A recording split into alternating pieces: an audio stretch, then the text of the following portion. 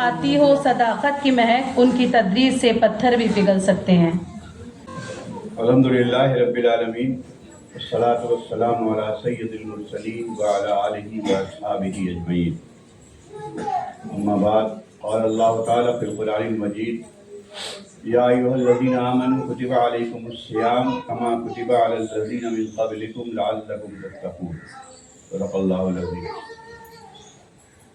یہ جو آج کا رمضان کا جو موضوع ہے، یہ تو بہت بڑا موضوع ہے، اس کے بہت سارے پہلو ہیں، اور جس پہلو پر ہمیں گفتگو کرنی ہے اس کا جو مجھے دیا گیا ہے کہ رمضان مہمان نہیں بلکہ موقع انقلاب۔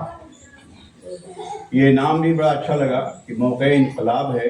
انقلاب ہم چینج کو بولتے ہیں، تبدیلی، ہمارے اندر تبدیلیاں آئیں۔ عام طور پر جو چیز آتی رہتی ہے انسان اس کو ایک رسم کے تحت لے لیتا ہے، اور ایک ٹھیک ہے رسم ہے، نبھا دیا، چلا گیا، لیکن کانشیسلی پورے احساس کے ساتھ کہ یہ ماہ مبارک کس لیے آیا ہے، اس کو جن آیات کی ہمیں تلاوت ہوئی ہے اس میں تقریباً رمضان کی ساری باتیں آ گئی ہیں۔ تو اللہ کا کلام ہے، اس کا ایجاز ہے کہ چند جملوں میں یہ ساری بات کہہ جاتا ہے قرآن۔ سب سے پہلے ہم 3-4 ٹاپک پہ بات کروں گا۔ پہلے ہے روزے کی حقیقت کیا ہے۔ جیسا کہ ابھی بات ہوئی،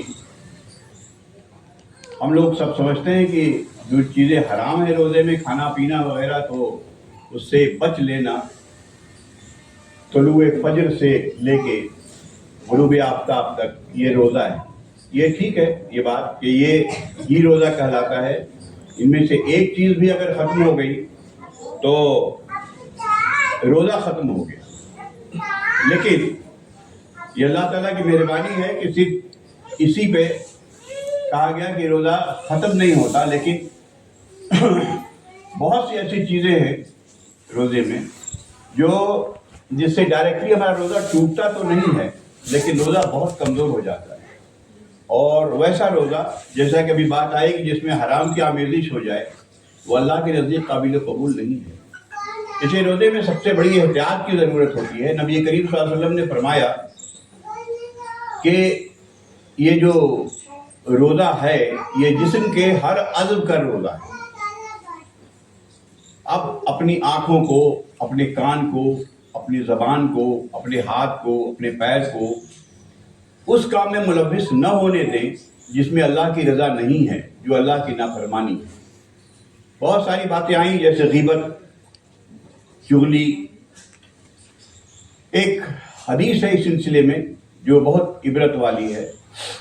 اللہ کے نبی صلی اللہ علیہ وسلم فرماتے ہیں کہ من لم یدع قول الزور والعمل به فلیس للہ حاجۃ فی ان یدع طعامہ وشرابہ۔ دیکھیے کیسی حدیث ہے۔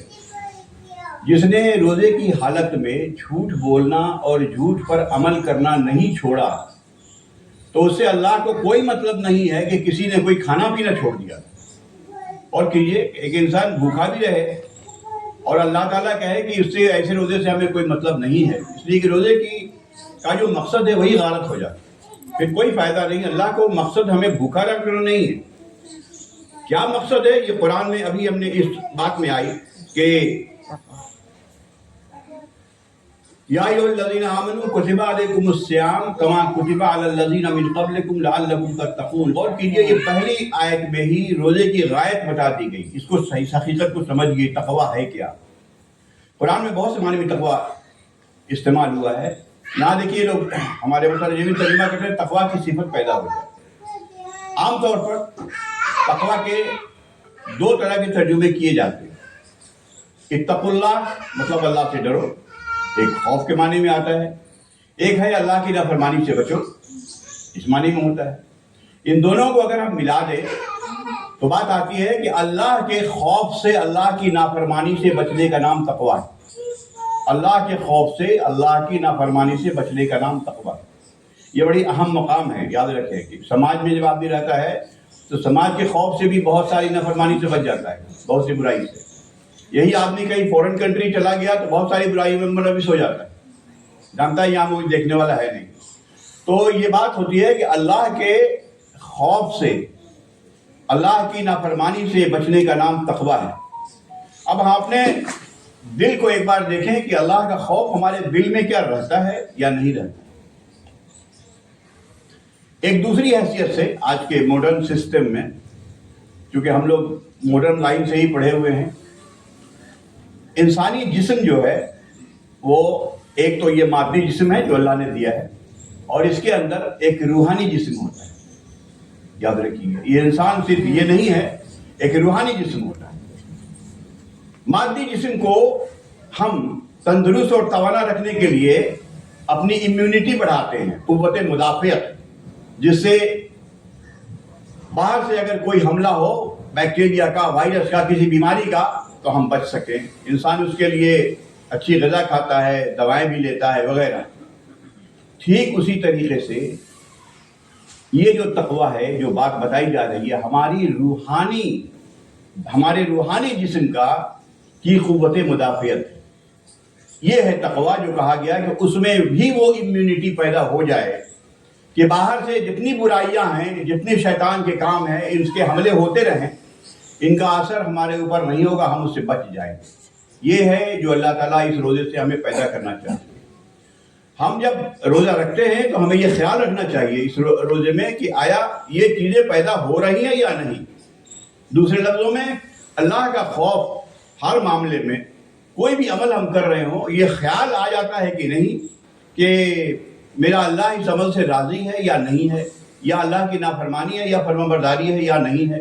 یہ خیال آنا تو سمجھ لیں کہ ہمارے اندر تقویٰ کی صفت پیدا ہوگی۔ یہ بالکل ایک پیمانہ ہے جو دے دیا گیا ہے۔ مقصد روزہ، غایت روزہ، یہ جو باتیں ہیں بتا دی گئی۔ اب دیکھیں کہ روزے کو میں اللہ تعالیٰ نے پورا ماحول بنا دیا۔ ہم لوگ حدیثیں پڑھتے ہیں، آپ لوگوں نے سب پڑھا ہوگا جو مطالعہ کرتے ہیں، کہ جنت کے دروازے کھول دیے جاتے ہیں، انا فتحت ابواب الجنہ وغلقت ابواب النار وصفدت الشیاطین۔ یہ تینوں چیزیں کوئی ہم دیکھتے ہیں کیا؟ ہم تو دیکھ نہیں رہے۔ جنت کے دروازے کیسے کھلے ہم جانتے نہیں ہیں، جنت کے دروازے کیسے بند ہوئے ہم جانتے نہیں ہیں، شیطان کو کہاں چین میں باندھ دیا گیا وہی ہم نہیں جانتے ہیں۔ اللہ تعالیٰ نے ایک مثال دیا، ایک تمثیل ہے یہ، تاکہ اللہ تعالیٰ یہ بتانا چاہتا ہے کہ ایک ماحول ہم ایسا بنا دے رہے ہیں، جیسے کسی خاص موسم میں کوئی خاص پھل چلا آتا ہے، اس میں وہ پھل پھول آتا ہے، ویسے یہ خاص موسم ہے جس میں نیکیاں پھلتی پھولتی ہیں۔ اس موسم سے ہمیں فائدہ اٹھانا چاہیے۔ اللہ تعالیٰ نے یہ ماحول ہی ایسا بنا دیا کہ وہ ایسا ہے، اور ایسا ویسا ماحول نہیں۔ اس کے بعد اللہ تعالیٰ کیا کہتا ہے؟ ایک حدیث ہے، کل حسنۃ بعشر امثالھا الی 700۔ غور کیجئے کتنی اہم حدیث ہے یہ، کہ ہر نیکی کا بدلہ 10 گنا تو ہے ہی، 10 گنا سے لے کے 700 ضعف یعنی 700 گنا تک بڑھا دیا ہے۔ یہ ماحول ایسا بنایا گیا۔ یہ اس کی حقیقت ہمیں جاننا چاہیے۔ اگر کوئی کہے کہ جاڑے میں، جیسے ایک مثال لے لوں میں، کہ پروفٹ اس میں زیادہ ہوگا، اس جگہ زیادہ ہوگا، انسان کہتا ہے کہ ہاں ہم زیادہ سے زیادہ ایک بزنس کر لیں ہم، تو یہ بھی ایک تجارت ہے۔ اللہ تعالیٰ نے خود قرآن میں تجارت تنجیکم من عذاب علیم، کیا تمہیں ایسی عمل بتاؤں، ایسا تجارت بتاؤں جو تمہیں دردناک عذاب سے بچا لے۔ ہمیں زیادہ سے زیادہ حاصل کرنے کی کوشش کرنا چاہیے، یہ تو الگ ہے۔ اس کے بعد حدیث میں الفاظ سنیے، الا الصوم، سوائے روزے کے، فإنہ لی وأنا اجزی بہ، یہ حدیث ہے۔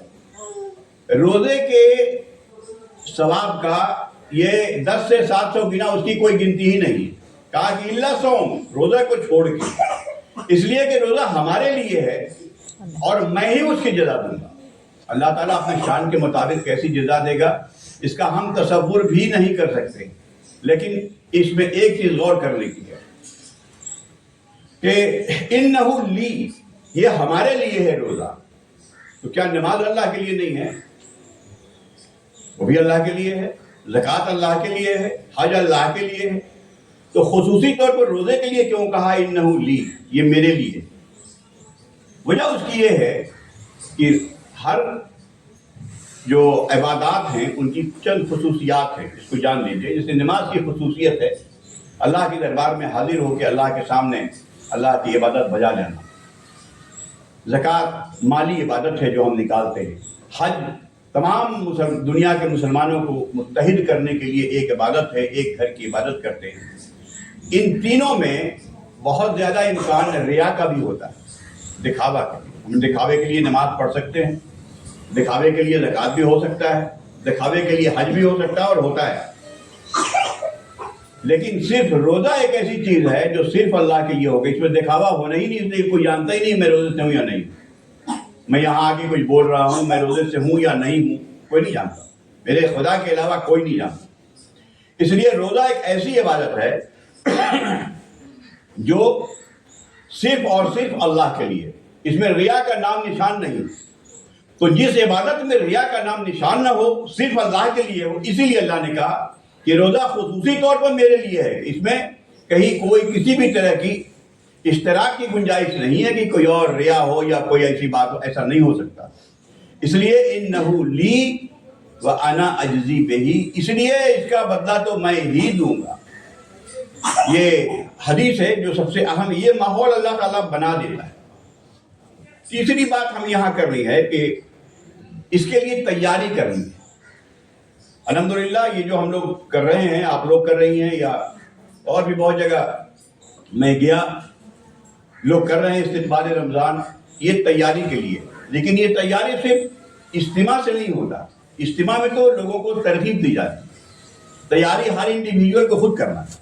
یہ کیا کریں، اس کی ایک مثال دے رہے ہیں۔ دیکھیے کوئی بزنس مین ہوتا ہے جو جاڑے کے کپڑے بیچتا ہے، تو آپ دیکھیں گے کہ جاڑا آنے سے مہینہ دو مہینہ پہلے ہی وہ اپنی ساری تیاریاں شروع کر دیتا ہے۔ اب جاڑا آنے والا ہے، جہاں سے سستے میں مال آ جائے وہاں سے مال لے کے آ جائے، تاکہ جاڑا شروع ہوتے ہی اپنا کام شروع کر دے، اور تاکہ زیادہ سے زیادہ پروفٹ ہم حاصل کر سکیں۔ اس لیے کہ جاڑا گزر جانے کے بعد پھر میرا بزنس یہ بند ہو جائے گا اور سال بھر اسی سے ہمیں کام کرنا ہے۔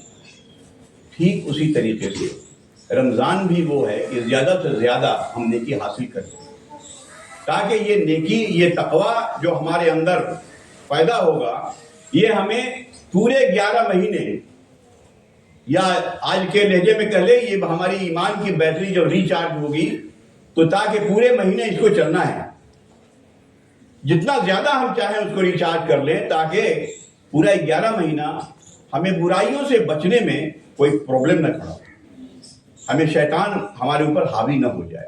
اس کے لیے پہلے سے تیاری کرنی ہے۔ اچھا، یہ تیاری کیا کرنی ہے غور کیجیے گا۔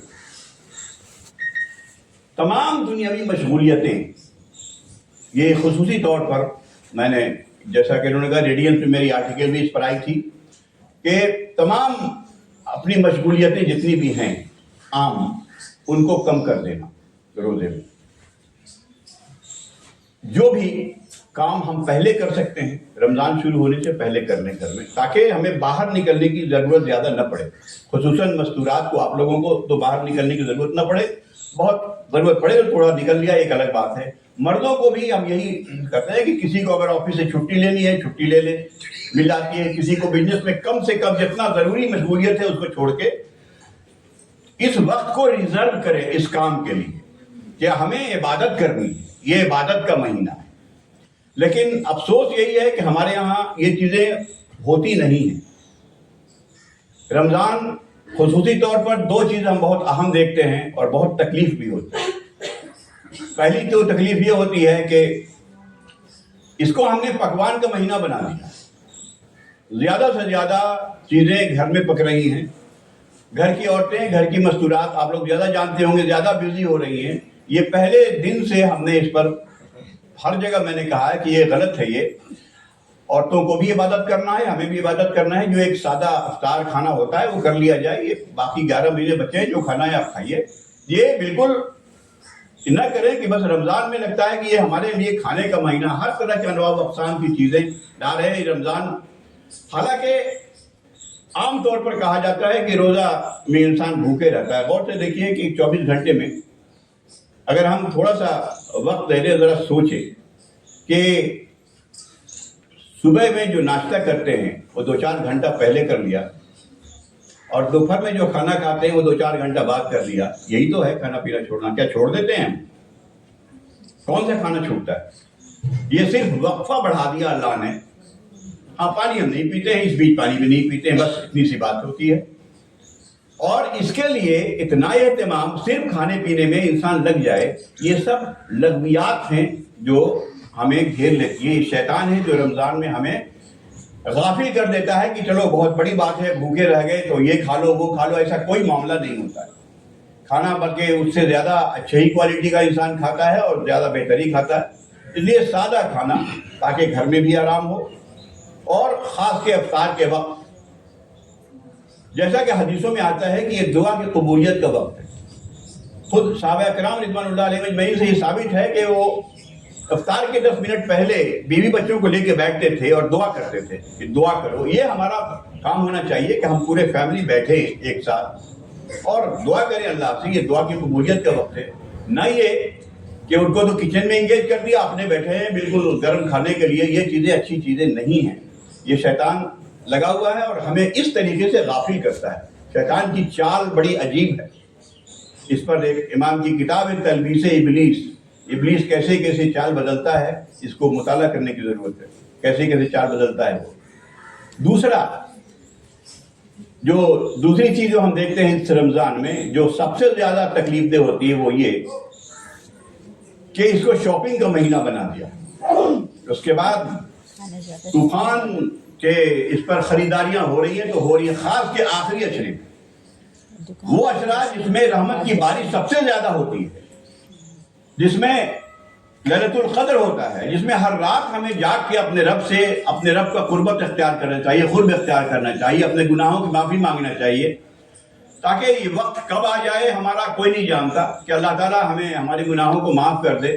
اللہ تعالیٰ تو معاف کرنے کو بیٹھا ہے. ابھی آپ نے وہ آیت سنی وَإِذَا سَأَلَكَ عِبَادِي عَنِّي فَإِنِّي قَرِيبٌ أُجِيبُ دَعْوَةَ الدَّاعِ إِذَا دَعَانِ فَلْيَسْتَجِيبُوا لِي.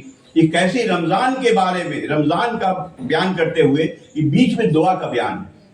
وَإِذَا سَأَلَكَ عِبَادِي، نبی کریم صلی اللہ علیہ وسلم کو کہا جا رہا ہے کہ اے نبی میرا بندہ اگر آپ سے سوال کرے انی میرے بارے میں فَإِنِّي قَرِيبٌ، تو کہہ دیجئے کہ میں بہت قریب ہوں اس کے. اجیب دعوت الداعِ اذا دعان، میں جواب دیتا ہوں، میں قبول کرتا ہوں جب دعا کرنے والا دعا کرتا ہے. تو وہ چاہیے کہ وہ دعا کرے اور میری بات مانے. اور یہ وہ وقت ہوتا ہے جبکہ خصوصاً زیادہ ہماری عورتیں اور مرد بھی، لیکن زیادہ تر عورتیں جو ہم مارکیٹ میں دیکھتے ہیں بالکل شب قدر ہے، 27ویں شب ہے اور مارکیٹ میں اچھا یہ تو ایک ہے کہ چھوڑ. اس کے بعد حرام کام بھی اتنا زیادہ ہوتا ہے. وہ لڑکے سب آتے ہیں، جوان لڑکے، ان سے بیٹھ کے مہندی لگواتی ہیں سڑکوں کے اوپر ہماری عورتیں. یہ حرام کام ہے. رمضان کے معاملے میں، رمضان میں یہ حرام بات ہے. جو ایک غیر محرم سے بیٹھ کے وہاں مہندی، اول تو یہ وہ وقت ہی نہیں ہے، دوسرے وہ بھی ایک غیر محرم سے لگوا رہی ہے. لیکن ہمارے یہاں کا ایک سسٹم ہے ایسا، یقین مانے دل بہت دکھتا ہے کہ یہ کیا بار میں نے تقریروں میں بھی لوگوں کو کہا آپ نے کہ اپنے گھر پہ یہ بتائیں کہ یہ رمضان کا مہینہ ہے، یہ سب پہلے کر لیں، جو شاپنگ کرنی ہے پہلے کر لیں. یہ مہینہ خاص عبادت کے لیے خاص کریں تاکہ ہمارے اندر چینج آئے. اگر یہ نہیں کریں گے تو یہ جو ہم کہا ہے موقع انقلاب، یہ انقلاب نہیں آئے گا. چینج اس سے آئے گا کہ ہر وقت ہم تیار رہیں کہ جو بھی وقت ہے زیادہ سے زیادہ ہم اس میں لگا دیں کہ اللہ تعالیٰ یہ نیکی ہمارے اندر پیدا کر لے، ہمارے اندر تقویٰ کی وہ صفت پیدا کر دے جس سے ہم رجوع کریں اللہ کی طرف. اس لیے کہ ہمارا نشانہ کیا ہے؟ آخرت کی کامیابی. اور یہ کسی بھی وقت، موت ایسی چیز ہے جو کسی بھی وقت انسان کو آ سکتی ہے، کوئی نہیں جانتا ہے. اس کے بعد میرے سارے اعمال بند ہو جائیں گے. اس کا خیال ہر وقت ہوتا جانا چاہیے. تو یہ ہمارے جو ہم دیکھتے ہیں یہ تیاری پہلے سے کر کے ہماری جو بے حسی ہے یہ دو طرح کی. ایک اور بے حسی ہے، یہ عام طور پر افطار پارٹیاں ہوتی. ان پارٹیوں میں ساری افطار کی طہارت جو ہے وہ غلط ہو جاتی. سوائے اس کے کوئی چھوٹا موٹا 2-4-10 لوگ اپنا گھر میں بیٹھ کے کرتے ہیں تو ٹھیک ہے، اس میں کوئی دقت کی بات نہیں. لیکن بڑی جگہوں میں افطار پارٹی، وہ افطار ہوتا ہی نہیں. معلوم ہے کہ ان افطار میں صرف 10 لوگوں نے مغرب کی نماز پڑھی، بس باقی کھانے پینے میں لگے ہوئے ہیں. ان سب چیزوں سے، یہ سب شیطانی چال ہے، اس سے احتراز کرنا چاہیے تاکہ چینج آئے ہمارے اندر. اس وقت پھر شیطان ہمارے اندر غالب ہو جاتا ہے کہ چلو کھاؤ، اب تو خوب، اب تو کھانے کا موقع ہو گیا، سحر تک خوب کھاؤ. ان چیزوں سے بچنا چاہیے. اس کے بعد کچھ ایسے لوگوں کو بھی دیکھتے ہیں جو ان برائیوں کی، یہ اب میں نشاندہی کر رہا ہوں کہ بچے ہوں یا بچیاں، زیادہ تر جوان آپ دیکھیں گے 11 بجے نکل کے تو وہ سڑکوں پر کھاتے پیتے رہتے ہیں، زیادہ تر بچے. اور کالج کے کینٹین میں بچیاں ہیں. یہ اوپنلی، اگر غور سے میں کہوں، یہ اوپنلی اللہ تعالیٰ کو چیلنج کہ تم نے منع کیا ہے تو ہم کھاتے رہیں گے، مطلب جو کرنا کر لو. کیا یہی کام کہنا چاہتے ہیں؟ کیا کہنا چاہتے ہیں؟ اگر کسی کو نہیں بھی رکھتا ہے تو اتنے شرم تو ہونی چاہیے کہ گھر میں بیٹھ کے کھائے بالکل اوپنلی. تو یہ اللہ کے عذاب کو دعوت دینے والی بات ہے. یہ برائیاں ہیں جو ہمارے اندر آئی ہیں. اس کے بعد ایک آخری بات میں یہ کروں گا کہ دیکھیے، یہ انقلاب میں سب سے زیادہ آخری عشرے کا اہتمام بہت زیادہ کرنا چاہیے. یہ آخری عشرہ میں اللہ تبارک تعالیٰ نے کچھ چیزیں ایسی دی ہیں جو 4 چیزیں خاص کے ہوتی ہیں. میں ان چاروں پر آپ بات کر کے گفتگو کر کے بات ختم کروں گا. کہ پہلی چیز ہوتی ہے لیلۃ القدر. اس رات کی تلاش، قرآن جب کہہ رہا ہے خیر من الف شہر، 1000 مہینوں سے بہتر ہے، تو اس کو 1000 مہینہ 83 سال چند مہینے نہیں سمجھیں گے. یہ عربی کا طریقہ ہے. ہم بھی کہہ دیتے ہیں کہ وہاں ہزاروں لوگ کھڑے ہیں تو اس کا مطلب 1000 نہیں ہوتا، کثرت تعداد ہوتی. تو یہ رات جو ہے اتنے مہینوں سے بہتر ہے جس میں ہمیں عبادت کرنا چاہیے پورے طور پر. اور 1000 مہینہ کہنے کا کیا مطلب ہے کہ اس رات میں شہر رمضان الذی انزل فیہ القرآن، یہ قرآن کا نزول شروع ہوا تھا. اسی رات قرآن کا نزول شروع ہوا. تو اللہ تعالیٰ یہ کہنا چاہ رہا ہے کہ اگر 1000 مہینے کیا 1000 سال بھی اگر انسان کوشش کر لیتا تو اس جیسی کتاب پروڈیوس نہیں کر سکتا.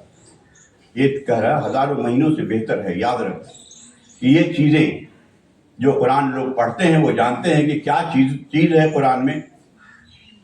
اور جب تک ہم بھی جب اس طریقے سے قرآن پڑھا کرتے تھے، جیسے عام طور پر ہمارے یہاں رواج ہے جس کو مولانا نے کہا تلاوت بس کر لیا بغیر سوچے سمجھے، یہ تو کوئی معنی نہیں رکھتا. کوئی پڑھنے کا مطلب ہوتا ہے کہ ہم نے کیا پڑھا.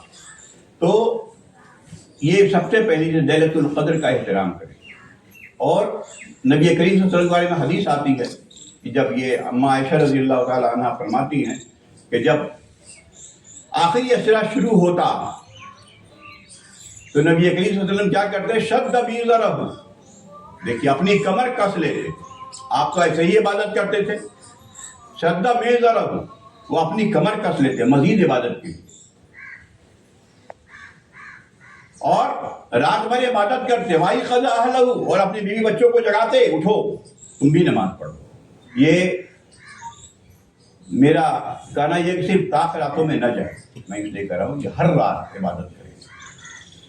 جو رات بھر کر سکتے ہیں بڑی اچھی بات ہے، کوئی ضروری نہیں کہ رات بھر جاگا جائے. انسان کی کمزوری کا بھی اسلام نے خیال رکھا. تراویح پڑھنے کے بعد گھنٹے 2 گھنٹے 3 گھنٹے سو جائیں، اس کے بعد اٹھ جائیں. سحر سے 2 گھنٹہ پہلے اٹھ گئے، عبادت کیا.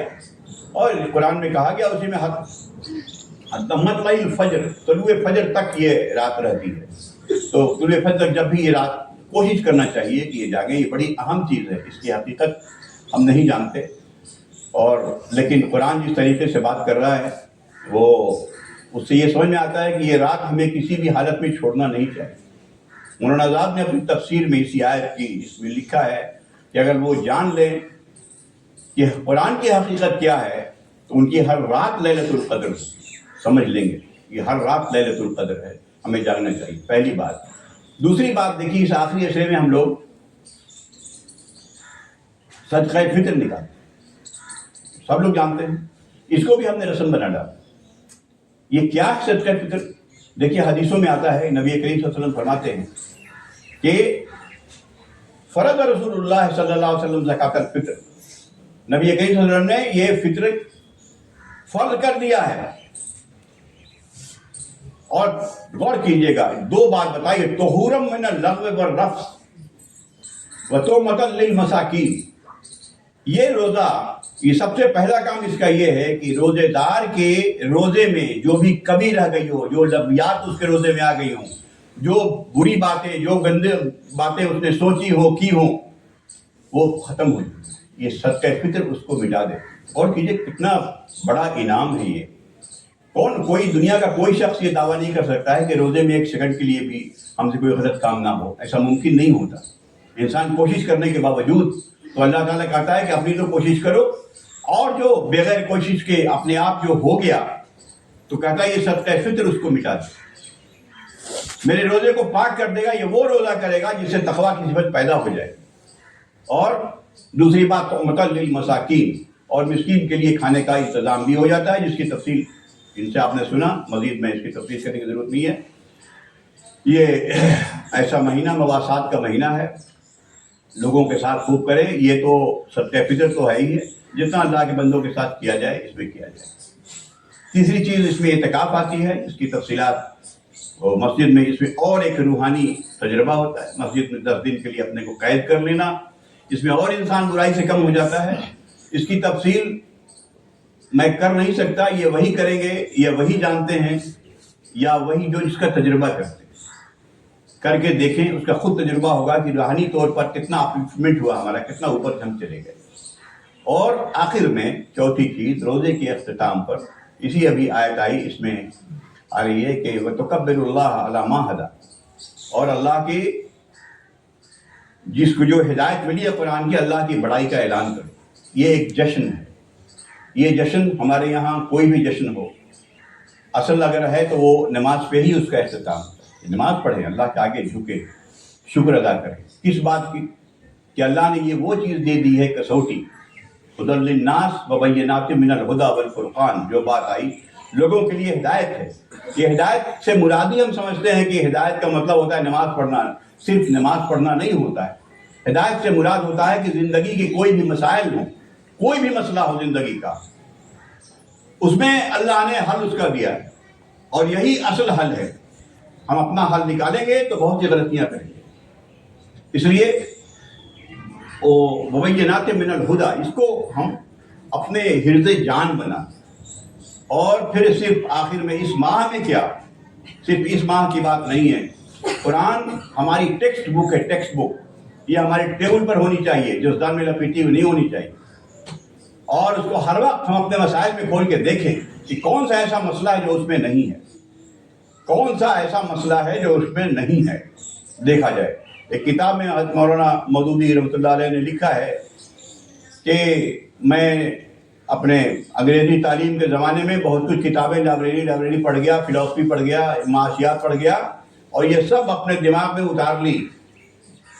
لیکن جب میں نے قرآن پڑھا تو مجھے معلوم ہوا کہ یہ لوگ طفل مکتب ہیں. جن چیزوں کو لوگوں نے، جن مسئلے کو حل کرنے میں، چاہے سیاسی مسئلہ ہو، اخلاقی مسئلہ ہو، معاشی مسئلہ ہو، حل کرنے میں لوگوں نے زندگیاں لگا دی ہیں. قرآن 2 آیت میں ان کو حل کرتا ہے. جس کا نام انہوں نے دیا ماسٹر کی، شاہ کلید ہے، جس سے ہر تالے کھل جائے. قرآن کو اسی نظر سے ہمیں دیکھنا چاہیے. آخر میں یہ میری گزارش ہے آپ لوگ سب سے کہ قرآن کو خوب پڑھیں، سمجھ کے پڑھیں. خاص کہ اس مہینے میں جو عام طور پر لوگ کہتے ہیں 1 ختم کیا، 2 ختم کیا، 3 ختم کیا. کیا مطلب ہوتا ہے ختم کا؟ بار بار ہر جگہ میں نے بھی یہی کہا ہے کہ ایک اپنے مشغولیت کے اعتبار سے کوئی ایک صورت اٹھا لیں، بڑی صورت، چھوٹی ہے تو 2-3 اٹھا لیں، کہ یہ کہہ لیں کہ اس رمضان میں ان صورتوں پر میں پورے طور پر اس کے ترجمہ اور تفسیر پڑھ کے تھورو ہو جاؤں کہ اس میں کیا کہا ہے میرے رب نے، تاکہ ہم سمجھیں. اگر پورے قرآن پر یہ کہیں بہتر ہے اس سے یہ ختم کریں، 2 ختم کریں. قرآن سننا ہے تو سن لیجیے. آج کل تو ایسے موبائل میں چیزیں آ گئی ہیں کہ آپ سن لیے، روز 1 پارہ سن لیجیے. اچھی بات ہے، اچھے قاری ہیں ان سے سن لیجیے. تو یہ آخری گزارش یہ ہے کہ قرآن سے اپنے کو لگائیں اور رمضان کے اوقات کو لغویات میں برباد نہ کریں. اللہ تعالیٰ سے دعا ہے کہ اللہ تعالیٰ ہم سب کو اس پر عمل کی توفیق عطا فرمائے. وآخر دعوانا ان الحمد للہ رب العالمین.